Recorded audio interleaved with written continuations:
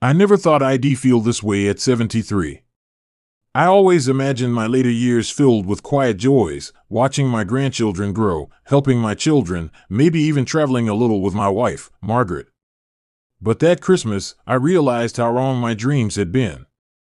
It all started a week before Christmas. I had called my son, Mark, to tell him Margaret and I were planning to visit for the holidays. "Peter," he said with a sigh I could feel through the phone, "we weren't expecting you this year. We've got plans." "It's complicated." I paused, gripping the receiver. "Not expecting me?" I repeated, as if saying it aloud would make it less painful. "Yeah, Dad," he said, and I could hear the casual annoyance in his voice. "It's been hectic. Maybe next year."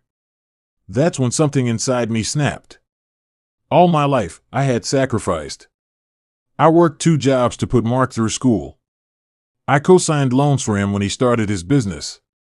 I spent my weekends fixing his old house when it started to crumble. And this was the thanks I got? The cold dismissal of a man who once clung to my hand as a boy when he scraped his knee? I didn't yell. I didn't cry. I simply hung up the phone and stared at the ceiling, thinking. It wasn't just a snub. It was the realization that they had grown comfortable taking my help for granted. They had become entitled, thinking I'd always be there, my wallet open, my pride swallowed, my sacrifices invisible.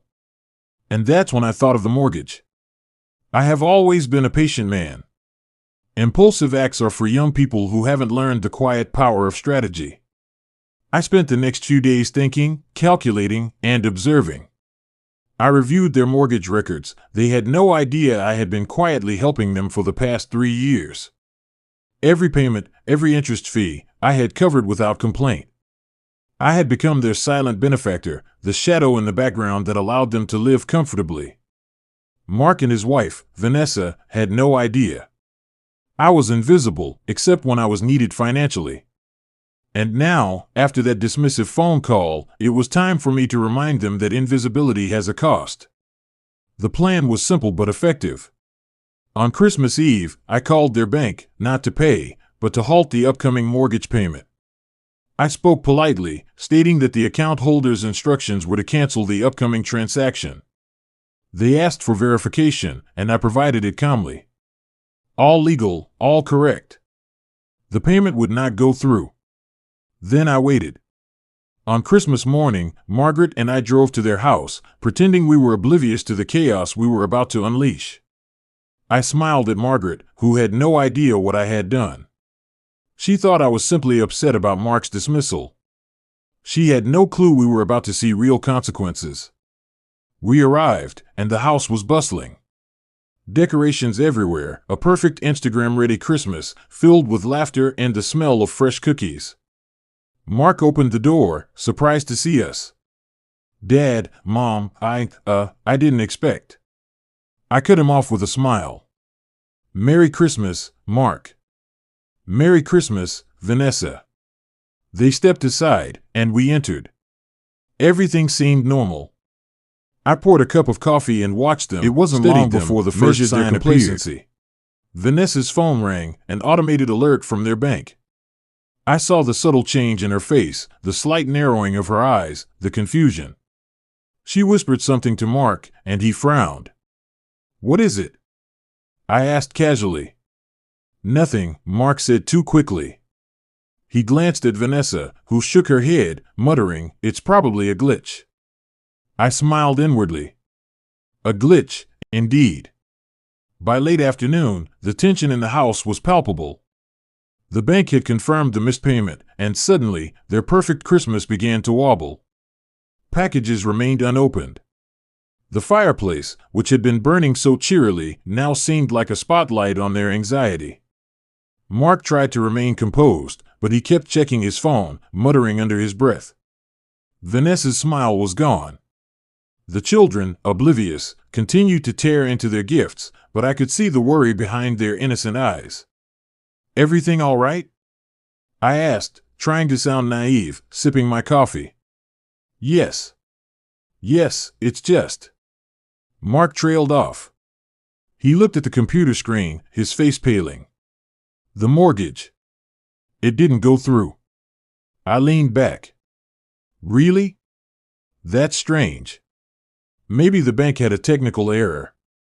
Vanessa looked at me sharply. Dad. Did you? I raised my hands. Me? I wouldn't dream of interfering with your Christmas. I'm just here to enjoy it, like any parent would. But inside, I was quietly reveling in their panic. They had taken me for granted, assumed I would always pay, always fix, always forgive. Now, they were seeing that nothing lasts forever. Mark called the bank again. He argued, pleaded, even threatened. Vanessa paced the room like a storm about to break. And I sat silently, observing, a quiet predator enjoying the subtle unraveling of those who had grown arrogant in their privilege. I remembered all the times he had ignored my advice, mocked my old-fashioned ways, or waved me off when I offered help. Now, those same eyes that once looked to me for guidance were filled with fear. What are we going to do? Vanessa finally asked, her voice tight. I smiled, innocently. Maybe you should call your father, I suggested lightly. Mark's jaw tightened. Dad. If this is some kind of joke. It's not a joke, I said calmly, meeting his gaze. I just think sometimes we forget who's been helping us all along. For the first time, I saw hesitation. For the first time, I saw respect tinged with fear. And that, my friends, was more satisfying than any gift under the tree. By evening, the house was tense. Margaret and I exchanged subtle nods across the room. It was time. I cleared my throat. Mark, Vanessa. I need to tell you something. They both froze. What is it? Vanessa asked, her voice sharp. I've been helping with the mortgage, I said slowly. For the past 3 years. Every payment, every late fee, every interest charge, I've covered it. And I stopped this month. Not because I hate you. Not because I want revenge. But because you said you weren't expecting me.